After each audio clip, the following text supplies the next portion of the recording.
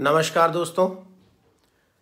नवोदय जागृति अभियान, आलोक संघ एवं छू लो आसमान किसने रोका है टीम तथा सर्व समाज के अनेकों लोगों के द्वारा यह अभियान चलाया जा रहा है।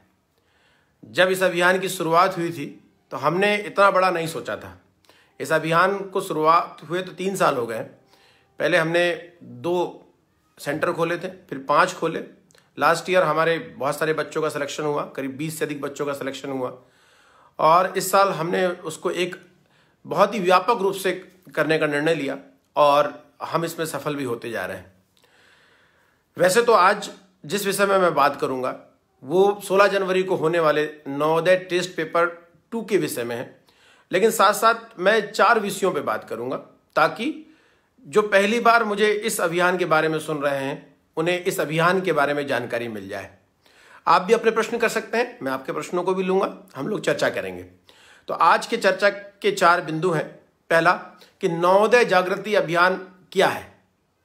दूसरा विषय रहेगा कि हमारी टीम इस अभियान में क्या क्या कर रही है। तीसरा विषय रहेगा टेस्ट पेपर के संबंध में, जो कि आज का मेन फोकस है कि टेस्ट पेपर की आवश्यकता क्यों है, टेस्ट पेपर में पेपर आप कहां से ले सकते हैं और टेस्ट पेपर का इंपॉर्टेंस इस समय क्यों बढ़ा हुआ है, हम किस प्रकार के एग्जाम करा रहे हैं।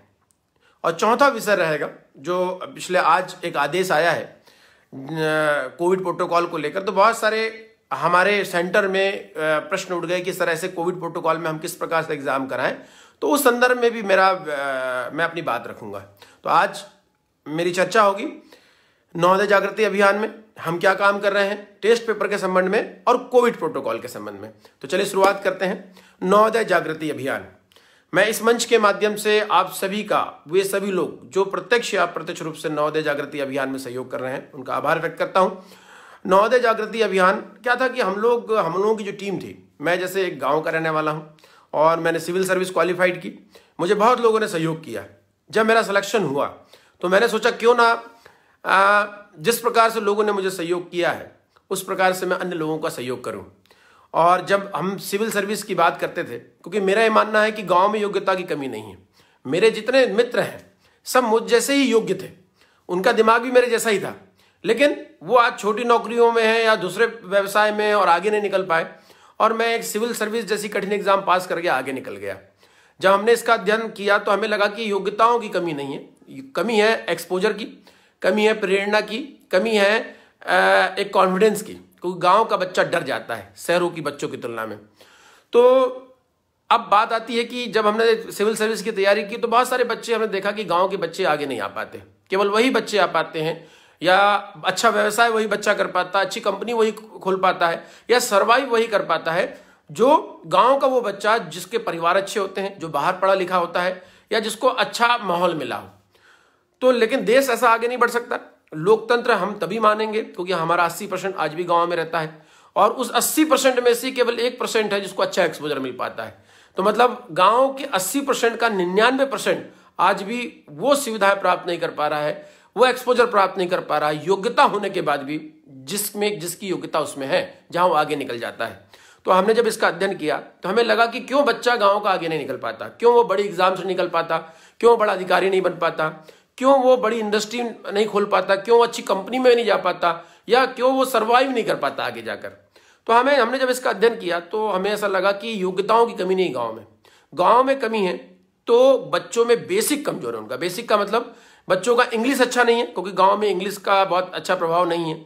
हम कितनी भी बात कर लें हिंदी की या राष्ट्रभाषा की, लेकिन राष्ट्रीय अंतर्राष्ट्रीय स्तर पर भी इंग्लिश का अपना महत्व है। और जब हम या प्राइवेट कंपनी आ रही है या ग्लोबलाइजेशन की बात करें हम आज देश में, तो इंग्लिश का अपना महत्व है। तो उसकी कमी होने के कारण बहुत सारी अपॉर्चुनिटीज खत्म हो जाती हैं। गणित अच्छा ना होना, विज्ञान के प्रति रुचि ना होना, इससे हमें बाहर का एक्सपोजर नहीं मिल पाता, कंपनी हमें नहीं ले पाती हमारी योग्यता के कारण, या हम बाहर निकल के भी जाते हैं, गाँव कुछ बच्चे बाहर भी निकल जाते हैं तो उन्हें अच्छी स्कूलिंग शहर के बच्चों की तुलना में आने के लिए 2 से 3 साल लग जाते हैं, जिससे वो अपना प्राइम समय खो देते हैं। तो क्या किया जाए, तो हमने इसका अध्ययन किया। तो ऐसे में तो गांव के बच्चे पढ़ ही नहीं पाएंगे, आगे नहीं निकल पाएंगे, अच्छी स्कूलिंग नहीं हो पाएगी, उनका अच्छा एक्सपोजर नहीं हो पाएगा, उनको प्रेरणा कैसे दें, उनका डर कैसे दूर करें। तो हमारी टीम ने इसका अध्ययन किया तो हमें लगा कि नहीं, सरकार ने इस दिशा में ध्यान दिया है, 1986 की शिक्षा नीति में यह देखा गया कि देश में एक ऐसा स्कूल खुला है जो इसी दिशा में काम कर रहा है, जो गांव के उन बच्चों को आगे लाने का प्रयास करता है जिनको के पास पैसे नहीं है, जिनके पास संसाधन नहीं है, उनको वो स्कूलिंग प्रदान करता है जिससे वो भी शहरों के लायक या अच्छी स्कूलिंग वाले बच्चों के लायक योग्य बन सकें, उनसे प्रतिस्पर्धा कर सकें। और उस स्कूल का नाम है नवोदय स्कूल। साथ साथ सैनिक स्कूल, उत्कृष्ट स्कूल भी इसी दिशा में किए जा रहे काम है। अभी मध्य प्रदेश गवर्नमेंट ने सीएम स्कूल की बात की है, वो भी इसी दिशा में कदम है। तो तब भी हमने स्टडी की कि नवोदय स्कूल होने के बाद भी गांव का बच्चा नवोदय में क्यों नहीं जा पा रहा है। तो जब हमने इसका अध्ययन किया तो हमें ऐसा लगा कि 75% का आरक्षण ग्रामीण क्षेत्रों के बच्चों को है, लेकिन ग्रामीण क्षेत्रों के बच्चे के 75% बच्चे वो पहुंचते हैं जिनके माता पिता अच्छी जगह होते हैं, जिनको नवोदय का नॉलेज होता है। वास्तविकता में अभी भी गांव का वो नीडी पर्सन, वो नीडी छात्र, वो नीडी बच्चा वहां तक नहीं पहुंच पा रहा है, जिससे हमारा देश मजबूत होगा, जिससे गांव का प्रतिनिधित्व सेंटर में आएगा। तो हमने इस अभियान की शुरुआत की कि क्यों ना हम बच्चों तक, गांव-गांव तक, घर-घर तक नवोदय की जानकारी पहुंचाएं। क्योंकि हम देखिए अलग अलग बच्चों को पैसा देके तो पढ़ा नहीं सकते, तो कम से कम पैसे में हम अधिकतम बच्चों को वो मैसेज कर सकते हैं, वो जानकारी दे सकते हैं, वो सूचना दे सकते हैं, जिससे कि बच्चे को भी अच्छी स्कूलिंग मिले, उसको अच्छी इंग्लिश सीखने को मिले, गणित सीखने को मिले, विज्ञान सीखने को मिले, उसको अच्छे टीचर मिले, उसको भी एक बोर्डिंग स्कूल मिले। आप जानते हैं बोर्डिंग स्कूल का खर्चा कितना है, साल का 10-12 लाख का खर्चा है। बेचारा आम गरीब आदमी, गांव का आदमी कहां से देगा। लेकिन यही बोर्डिंग स्कूल जैसा ही स्कूल नवोदय का है, वही सुविधा है, उसी प्रकार के अच्छे शिक्षक हैं, उसमें शिक्षा के अलावा खेल भी है, स्वास्थ्य भी है, आप संगीत भी है, और जो विधाओं को आप चाहते हैं वो सब विधा उसमें सीखने की गुंजाइश है। इसके साथ साथ यदि आप कोई कॉम्पिटिटिव एग्जाम देना चाहते हैं या किसी अन्य सेक्टर में जाना चाहते हैं, तो वहां पे समय समय पे स्पेशलिस्ट आते हैं जो आपको आपकी मनचाही विधा के बारे में, आपकी हॉबी के बारे में किस प्रकार से आगे ले जाएं उस बारे में भी बताते हैं। साथ ही साथ आपका ऑल इंडिया एक्सपोजर भी होता है, जिससे आपका कॉन्फिडेंस बढ़ता है। तो हमारी यह मुहिम गांव-गांव तक नवोदय विद्यालय का मैसेज पहुंचाने की, घर-घर तक मैसेज पहुंचाने की, ताकि योग्य बच्चा जो गरीब है, जिसके पास अभाव है, जिसके पास सूचना का अभाव है, उन बच्चों तक हमें मैसेज पहुंचाएं ताकि वो उसकी तैयारी कर सके और वह अपने सपनों की उड़ान उड़ सके। यदि योग्यता है तो वह योग्यता के अनुसार अपनी जगह को प्राप्त कर सके। तो यह हमारी मुहिम है, जिसमें हमने क्या किया, इस मुहिम के लिए हमने क्या किया।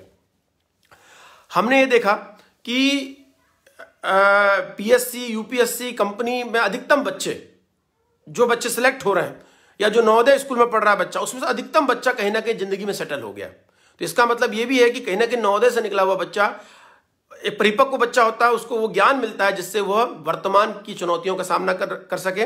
और शिक्षा का अर्थ यही है कि बदलती परिस्थितियों के अनुसार, आवश्यकताओं के अनुसार अपने आप को बदलना और प्रतिस्पर्धा में बने रहना। तो नवोदय विद्यालय वो सभी सुविधाएं प्रदान करता है निःशुल्क, बिना किसी पैसे के। एक बार बच्चे का सिलेक्शन हो जाता है तो खाने पीने रहने सब चीज की सुविधा निःशुल्क है। मैं आपको बता दूं कि बच्चे को एक साल में नवोदय में तकरीबन सभी सुविधा, प्रत्यक्ष या अप्रत्यक्ष सुविधा की बात की जाए तो 2 लाख रुपए साल का एक बच्चे पे सरकार खर्च करती है।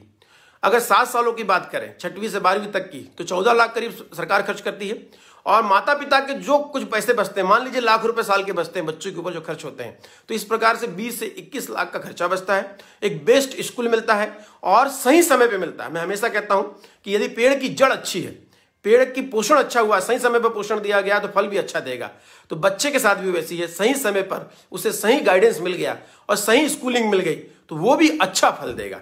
तो नवोदय विद्यालय 6वीं से 12वीं तक की कक्षा में आपको एक अलग प्रकार का एक्सपोजर कराता है बच्चों को और उसकी जड़ मजबूत करता है, जिससे वो भविष्य में अपने आप को खड़ा कर पाता है।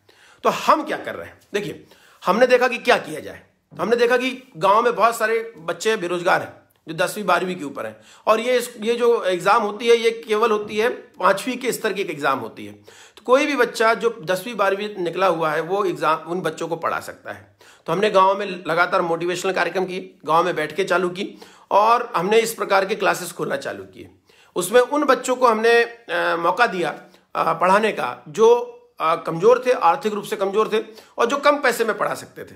कोविड काल भी चल रहा था, बच्चों को स्कूल जाने का मौका नहीं मिल रहा था, बेरोजगारी ऐसी बढ़ चुकी थी, तो उन लोगों को जो शिक्षित थे उनको रोजगार मिल गया और जो बच्चे थे उनको एक अवसर मिल गया अपनी शिक्षा को रेगुलर करने का। गांव में शहरों के बच्चे और अच्छे घरों के बच्चे तो यूट्यूब के माध्यम से या फिर साइट के माध्यम से अपनी पढ़ाई कर रहे थे या ऑनलाइन अपनी पढ़ाई कर रहे थे, लेकिन गरीब बच्चा कैसे पढ़ाई करता?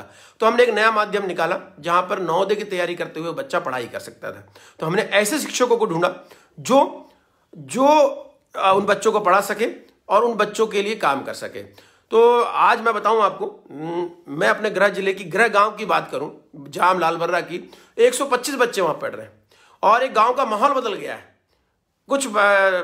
अभी हमारी 42 कक्षाएं चल रही हैं पूरे मध्य प्रदेश और भारत में।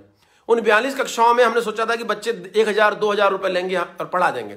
उन 42 कक्षाओं में से इस समय हमने 42 से ऊपर अधिक इसलिए नहीं खोला, बहुत सारी जगह से हमें ऑफर भी हैं ताकि हम उसको मेंटेन कर सकें। अगले साल हम उसको 100 तक ले जाएंगे। तो जब हमने उनको पैसा देने की बात की तो 25 करीब ऐसे क्लासेस थी जहां पे पैसा लेने से उन्होंने मना कर दिया। बोले सर हम खेती से कमा लेंगे, ये बच्चे हैं, आपने एक अच्छा मुहिम चालू की, आपकी टीम ने अच्छी मुहिम चालू की है, तो हमें पैसे नहीं चाहिए, हम इस मुहिम के हिस्सा बनना चाहते हैं। जो बहुत ही गरीब बच्चे थे जिनके पास आर्थिक समस्या थी उनको हमने जबरदस्ती पैसा देना चालू किया क्योंकि वो भी पैसे लेने को तैयार नहीं थे। तो इस प्रकार से हमने एक मुहिम की शुरुआत की और लगातार आप देख रहे हैं कि कक्षाएं लग रही हैं, हर दिन मॉनिटरिंग हो रही है। मैं इस मंच के माध्यम से उन सभी शिक्षकों को, उन सभी गांव वालों को, वो सभी युवाओं को और उन सभी बच्चों को आभार व्यक्त करता हूं कि उन्होंने इस मुहिम के हिस्से बने। पहले गांव में क्या बात होती थी? पहले गांव में लोग बैठते थे और कई प्रकार की बातें करते थे। आज गांव में शिक्षा की बात हो रही है। सुबह सुबह बच्चे पहुंच जाते हैं, 100 से 125 बच्चे हर गांव में पहुंचना एक बड़ी बात है। मतलब गांव में कितने घर होते हैं समझ जाइए। वो घर में से आधे घरों के बच्चे पहुंच रहे हैं और जब वापस जाते हैं तो अपने मम्मी पापा से उसी प्रकार की बात करते हैं। तो जैसा संगत होगा वैसी रंगत होगी, मैंने बोला था। और मेरा सपना था कि गाँव की सूरत बदलनी चाहिए और सूरत बदलने का एकमात्र माध्यम एजुकेशन है। यदि एजुकेशन गांव में आएगी तो कुरीतियों का अंत होगा, नशा शराब जैसी चीजों से हम दूरी बना पाएंगे और बच्चे को सही दिशा मिल पाएगी। तो हमारा प्रयास जहां एक और बच्चों को अच्छी स्कूलिंग देना है, उनका बेसिक मजबूत करना है, वहीं दूसरी बात गांव का माहौल परिवर्तित करना है। जब गांव में शिक्षा की चर्चा होती है और दिशा सही मिलती है तो वो उनकी दिशा और दशा भी सही होती है। तो मैं सभी का इस मंच के माध्यम से आभार व्यक्त करता हूं। सबसे पहले हमने क्लास खोली, लगातार क्लासेस में बच्चे बढ़ रहे हैं और लगातार आ रहे हैं और इस मुहिम को हमको सफल बना रहे हैं। अब हमने 42वीं कक्षा खोली। पूरे राष्ट्र में तो 11 राज्यों में हमारी श्रृंखलाएं चल रही हैं। अब पूरे राष्ट्र में तो हजारों गांव हैं, लेकिन वहां कैसे करें? हमारे पास अभी इतने संसाधन नहीं थे और हम इतनी कक्षाओं को नहीं देख पाते थे। पहले साल हमने 2 कक्षाएं खोली थी, लास्ट ईयर हमने 3 और बढ़ाई, 5 कक्षा हुई, इस बार 42 कर गए। आगे भी हम बढ़ाएंगे, हम हर गांव तक पहुंचेंगे, लेकिन उन बच्चों के साथ हम गलत नहीं कर सकते जो इन कक्षाओं के पार्ट नहीं है। तो हमने वीडियोस बनाना चालू किया, हमने रिकॉर्डेड वीडियो बनाया। राम सर के वीडियोस लगातार आ रहे हैं, साक्षी मैडम के वीडियोस आ रहे हैं। आप देखिए कि इन वीडियो के माध्यम से मैंने देखा कि मैं भी बीच में उदयपुरा गया, एक व्यक्ति ने प्रोजेक्टर लिया, बच्चे उस वीडियो के माध्यम से कक्षाएं कर रहे हैं। कई टीवी के माध्यम से वीडियो चला रहे हैं, कई स्मार्टफोन के माध्यम से वीडियो चला रहे हैं। मेरे यहाँ भी बाइयाँ काम करने आती हैं, उनके बच्चे आते हैं, मेरी वाइफ अपना मोबाइल दे देती है और उसके माध्यम से वो सीख रहे हैं। तो मैं निःशुल्क, राम सर भी निःशुल्क वीडियो बना रहे हैं। आप हमारे यूट्यूब चैनल छूलो आसमान किसने रोका है में जाकर इन वीडियो को देख सकते हैं या हमारे ऐप आलोक ऐप के माध्यम से भी इन वीडियो को देख सकते हैं। तीसरी चीज, क्योंकि हमने कि टीचर नहीं है कोई बात नहीं, कोविड का समय, बहुत लोग इकट्ठा नहीं हो सकते कोई बात नहीं, क्लास की जगह नहीं है कोई बात नहीं, लेकिन घर बैठे या मोहल्ले के 4-5 बच्चे को बैठाल कर, क्योंकि बच्चे मोबाइल खेलते रहते हैं, मोबाइल खेलने से अच्छा ना उस वीडियो को दिखाया जाए। और हमने वीडियो को भी बड़ा प्रैक्टिकल बनाया है ताकि बच्चा उसको देखे, उसको देखकर उसे बड़ा मजा आएगा। आप देखिएगा कि बहुत हाई क्लास की वीडियो बन रहे हैं। अगर आप इस वीडियो को लेने जाएंगे तो आपको हजारों रुपए में आपको ये वीडियो मिलेंगे। अब ये तो हो गया, पहली क्लास लगाई फिर वीडियो बनाया। अब हमने देखा कि क्लास भी लगाई तो उसमें लोग कुछ कमियां रही, वीडियो बनाए हर जगह नहीं चल पाने, कई गाँव में कवरेज नहीं होते, तो अब क्या करें? तो हमने तीसरा उपाय किया कि चलो हम बच्चों को छोड़ेंगे नहीं, हर बच्चों को शामिल करेंगे। तो हमने टेस्ट पेपर की शुरुआत की कि चलो वो लाइव क्लासेस नहीं कर सकते, चलो वो वीडियो नहीं चला सकते, अरे लेकिन महीने में एक बार वो टेस्ट पेपर देने किसी सेंटर में तो आ सकते हैं। जब वो टेस्ट पेपर देने आता है, वैसे तो मैं टेस्ट पेपर के लिए स्पेशल बताऊंगा, इसी के लिए आज हमारी चर्चा है। तो टेस्ट पेपर देने आता है तो उसको नवोदय के बारे में जानकारी होती है, उसको प्रश्न के बारे में जानकारी होती है, क्योंकि एक इंटेलिजेंट बच्चा यदि उसको प्रश्नों का ज्ञान ना हो तो कोई भी एग्जाम नहीं निकाल पाता। तो टेस्ट पेपर के बारे में इसके बारे में बात करूंगा। टेस्ट पेपर की शुरुआत की, जो 16 जनवरी को दूसरा टेस्ट है। चौथी चीज हमने स्टार्ट की, हमने टेस्ट पेपर के बाद हमने लाइव वीडियो, जैसे मैं आज लाइव वीडियो आया हूं आपके सामने, इसी प्रकार कई सफल विद्यार्थियों को हमने लाइव वीडियो के माध्यम से लाया और नवोदय के महत्व को आपके सामने बताया कि किस प्रकार एक नवोदय में पढ़कर कोई आईएएस बनता है, कोई अच्छी कंपनी खोलता है, कोई अच्छा व्यवसाय करता है या कोई अच्छा कृषि भी करता है, अन्य क्षेत्रों में जाता है, जिससे लोगों को मोटिवेशन बढ़े। इसके बाद हम एक बुक बना रहे हैं, नवोदय की बुक बना रहे हैं। उस बुक में नवोदय के प्रश्नों के अलावा हमारे 200 पेज के तीनों चैप्टर रहेंगे, आकृति रहेंगी, गणित रहेगा, भाषा रहेगा। इसके अलावा हम अच्छे विद्यार्थियों के जो नवोदय से निकले हैं उनमें नवोदय का महत्व क्या है, नवोदय के फॉर्म कैसे भर सकते हैं, नवोदय का सिलेबस क्या होता है, नवोदय की पढ़ाई कैसी करनी है, हमारे वीडियो कहाँ देख सकते हैं, टेस्ट पेपर का क्या महत्व है, कुछ सीनियर आईएएस अफसर हैं वो नवोदय से निकले हैं, उनको नवोदय के लाभ कैसे हुए हैं, कुछ गांव के बच्चे थे जो नवोदय में पढ़ के बड़े बड़ी जगह बैठे हैं, वो किस जगह किस तरीके से बैठे हैं, ये सब एक कॉम्प्रिहेंसिव बुक, व्यापक बुक का हमने निर्माण कर रहे हैं। और आज ही मेरे पास प्रूफ रीडिंग के लिए बुक आ चुकी है। तो इस प्रकार से हम लाइव क्लासेस कर रहे हैं। जो लाइव क्लासेस नहीं आ सकता वो वीडियो देख सकता है। बच्चा ऑलरेडी मोबाइल यूज करता है तो वीडियो देख सकता है, वो वीडियो भी नहीं देख सकता अगर किसी जगह कवरेज नहीं है तो हमने टेस्ट पेपर की व्यवस्था की है। यदि वो टेस्ट पेपर भी नहीं दे सकता तो हमने पुस्तक बनाने की व्यवस्था की है कि हम घर घर जाकर पुस्तक छोड़कर आएंगे, वो मजबूरन में पढ़ेगा। मतलब एक इन्वायरमेंट चेंज करने का प्रयास किया है और लगातार वीडियो के माध्यम से हम आपके समक्ष आ रहे हैं। हमारी लगातार आलोक संघ छूलो आसमान, हम लगातार प्रोग्राम ऑर्गेनाइज कर रहे हैं। इस संदर्भ में आलोक संघ लगातार वर्चुअल बैठक कर रहा है, हर दिन जिलों की बैठकें हो रही हैं। और मैं बता दूं इस बार तो अलग ही तरीके का माहौल है। तो ये हमारे प्रयास हैं, युवाओं को रोजगार मिल रहा है इस बात से। और हमने इन कक्षाओं को किसी गांव में बुजुर्गों के नाम से किया है। जैसे मैं अपने गृहनगर की बात करूं, हमारे वकील साहब थे, दमाए वकील साहब, वो बड़े वरिष्ठ व्यक्ति थे, बड़े सम्मानीय व्यक्ति थे। उनकी मृत्यु होगी, सब उनको भूल गए। मेरे ख्याल से 10 साल करीब हो गए उनकी, 10 से 12 साल। हमने उनके नाम से क्लास खोल दी, वो भी जिंदा हो गए, उनका परिवार भी जिंदा हो गया और एक अच्छी प्रेरणा जो हमारे गांव में वो देते थे वो भी जिंदा हो गई। तो हमने भी कहना चाहिए अपने गांव के प्रति जो ऋण था वो उतारने का प्रयास किया। तो अब मैं तीसरे विषय पे आता हूं सीधे सीधे कि टेस्ट पेपर का क्या महत्व है, आप टेस्ट पेपर कहां से प्राप्त कर सकते हैं। देखिए टेस्ट पेपर, मेरे पास कुछ टेस्ट पेपर रखे हैं, मैं आपको बता दूं, क्योंकि मैं इसका कवरिंग पेज ही दिखा सकता हूं, कवर पेज ही दिखा सकता हूं। ये हमारा टेस्ट पेपर देखिए, उसी प्रकार का टेस्ट है जिस प्रकार से पेपर पूछता है वास्तविकता में नवोदय में। ये देखिए हमारा OMR सीट है, OMR सीट भी वैसी है जैसा कि पेपर में आता है। तो इसके अलावा हमने जो असेसमेंट का पेपर दिया है इस बार, वो भी अलग तरीके से दिया है। तो जब बच्चा टेस्ट देने आता है तो क्या लाभ होते हैं। देखिए 5वीं कक्षा का बच्चा है, 5वीं कक्षा के बच्चे से उम्मीद नहीं कर सकते कि वो बेस्ट हो सकता है, चाहे इंटेलिजेंट क्यों ना हो। कई बच्चे इंटेलिजेंट होने के बाद भी जब पहली बार एग्जाम देने जाते हैं तो फेल हो जाते हैं। क्या कारण है, या तो पेपर पूरा नहीं हल कर पाते, गणित के किसी क्वेश्चन में फंस गए, आगे कर ही नहीं पाए, या फिर OMR सीट में एक गलती कर दी, एक बार गलती OMR सीट में हुई तो लगातार गलती हो गई, और चूंकि पेन से करना है तो वो गलती सुधार भी नहीं कर सकते। तो टेस्ट पेपर का लाभ यह है कि बच्चा अगर इंटेलिजेंट है तो उसकी तैयारी हो जाएगी। दूसरी बात, यदि वो लाइव क्लास नहीं कर पा रहा है, यूट्यूब में नहीं देख पा रहा, तो उसे मालूम होगा कि प्रश्न कैसा आता है, वो प्रश्नों की जानकारी मिल पाएगी। तीसरी बात, OMR सीट भरता है तो OMR सीट में होने वाली गलतियों को हम बचा पाएंगे, उसको दिखा पाएंगे। चौथी बात, हम उसको प्रैक्टिस करा पाएंगे ताकि सही बच्चों को सही लाभ मिल सके। पांचवी बात, गांव के अन्य बच्चों को भी जोड़ पाएंगे, इंटेलिजेंट बच्चों के अलावा गांव के वो बच्चे जिनके बारे में बात कर रहा था, जो योग्य तो है, जिन्हें मौका नहीं मिल पाता, जिनको जानकारी नहीं है, तो हम घर घर तक टेस्ट पेपर को पहुंचा रहे हैं ताकि उनको जानकारी मिल जाए। टेस्ट पेपर का माध्यम हमने फिजिकल रखा है एक, उसी प्रकार से आलोक ऐप, हमने एक आलोक ऐप बनाया है। एंड्रॉइड फोन में आप आलोक ऐप जो डाउनलोड कर सकते हैं, बहुत अधिक मात्रा में संख्या में डाउनलोड हो रहा है। हमने उसमें भी पेपर डाल दिया है। यदि आप रिमोट क्षेत्र में रहते हैं, यदि आप इस टेस्ट में भाग नहीं ले पाते हैं, यदि किसी कारण से आपको जानकारी नहीं है, तो मैं आज भी बताऊं, आप आलोक ऐप डाउनलोड करिए। 12 बजे संडे को ये टेस्ट स्टार्ट हो जाएगा, आप उसमें आप टेस्ट दे सकते हैं, तुरंत आपको रिजल्ट भी मालूम हो जाएगा। यदि आपको लगता है कि OMR सीट तो उसमें होती नहीं, तो अपने हाथ से OMR सीट तैयार कर दीजिए और उसमें बच्चे को गोला भरवाइए। इस प्रकार से भी आप आलोक ऐप के माध्यम से भी आप इस एग्जाम को दे सकते हैं। हमने टेक्नोलॉजी का भी पूरा ध्यान रखा है कि जिस प्रकार क्लास ली, जिस प्रकार से लाइव वीडियोस आए, जिस प्रकार से टेस्ट पेपर ले रहे हैं, हमने आलोक ऐप में भी वीडियो डाले हुए हैं, हमने बहुत सारे उसमें PDF डाली हुई है और हमने ये एग्जाम डाली हुई है। तो आप आलोक ऐप का भी लाभ ले सकते हैं। इसके अलावा यदि किसी बच्चे को लक्षण है, कोविड के लक्षण है, वो घर में है, तो वह आलोक ऐप के माध्यम से घर में पेपर बुला के भी दे सकता है, या मोबाइल पर हमसे PDF बुलाइए। यदि आप अपने क्षेत्र में ये एग्जाम कराना चाहते हैं, आपके पास अब पेपर नहीं पहुंच सकते 2 दिन में, हमें फोन करिए, नंबर दीजिए, हम पीडीएफ भेजेंगे। बस उसकी गोपनीयता का ध्यान रखिएगा। उस पीडीएफ से प्रिंट आउट निकालिए और आप अपने बच्चों को करवा दीजिए, या फिर आप पीडीएफ करिए, ओएमआर शीट निकालिए, उसमें ओएमआर शीट भरवा दीजिए, या हमसे जुड़े हुए लोग बच्चे को मोबाइल दे दीजिए, मोबाइल के माध्यम से भी वो कर लेगा। तो इस प्रकार से हम हर क्षेत्र में भी टेस्ट देने का प्रयास कर रहे हैं। पिछले बार 12 दिसंबर को हमारा पहला टेस्ट था, जिसमें 3700 बच्चों ने भाग लिया था। 174 सेंटर बने थे।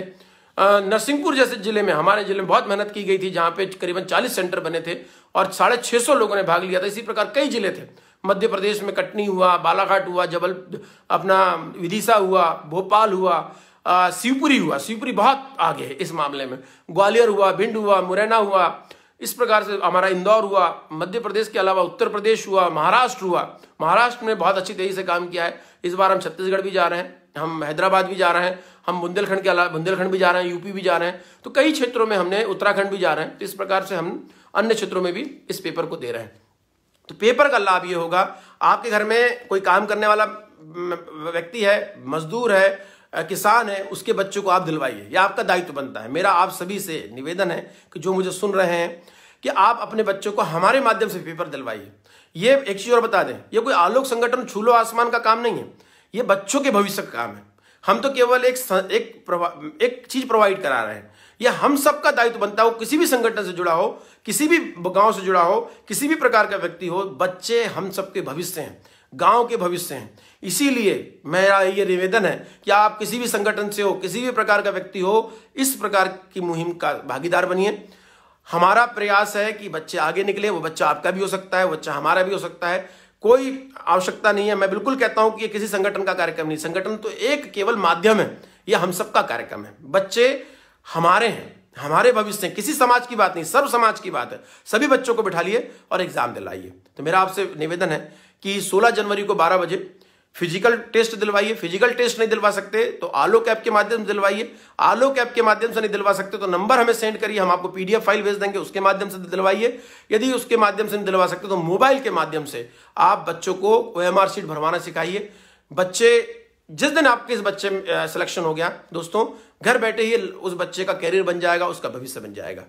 अब आती है बात कि कोविड प्रोटोकॉल, जो हमारी बात आ चुकी है कि कोविड प्रोटोकॉल अब आया है। आज एक नया आदेश भी आया है।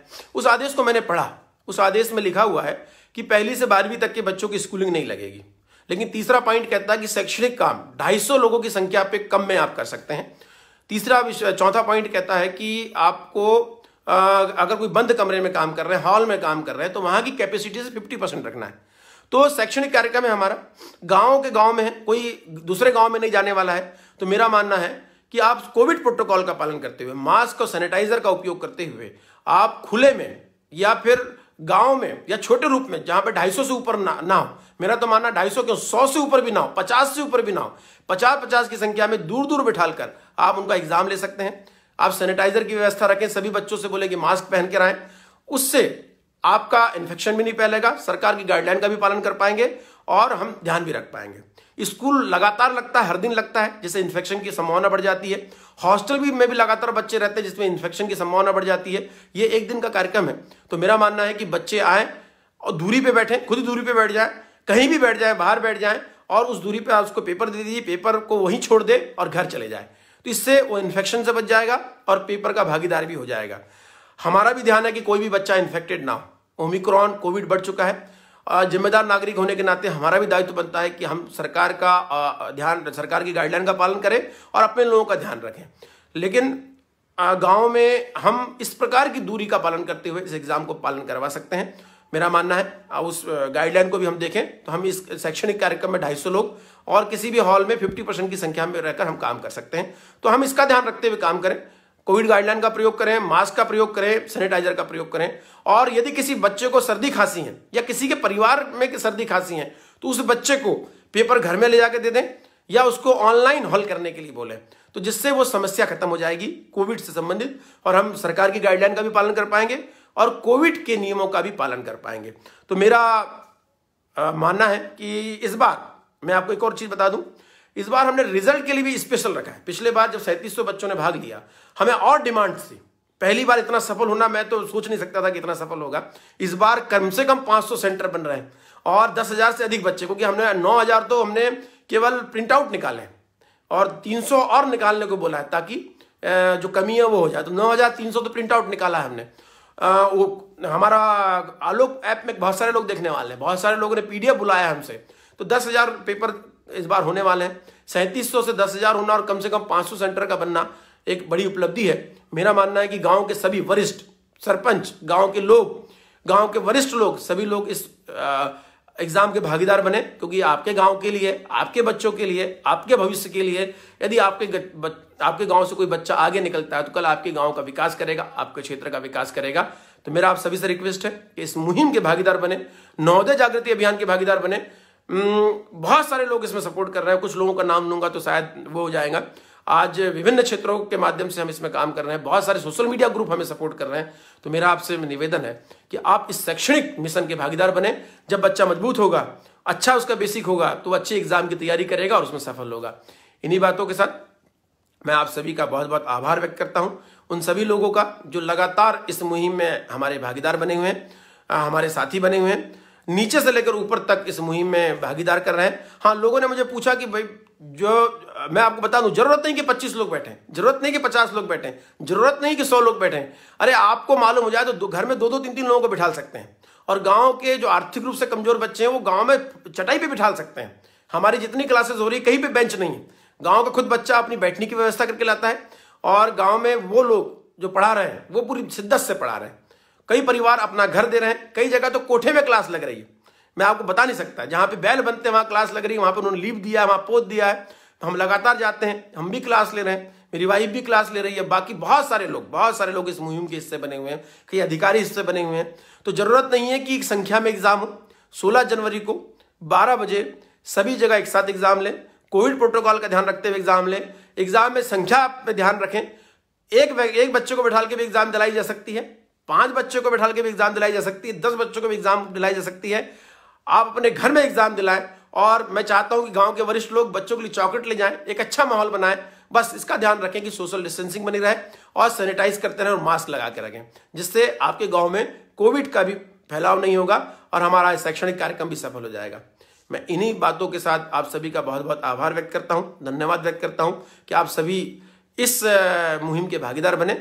इसके बाद हमारी सैनिक स्कूल की, उत्कृष्ट स्कूल की, PSC का इंटरव्यू भी चालू हो चुका है। हमारा PSC के इंटरव्यू की क्लासेस भी चालू हो चुकी है, आप उसके भी भागीदार बन सकते हैं।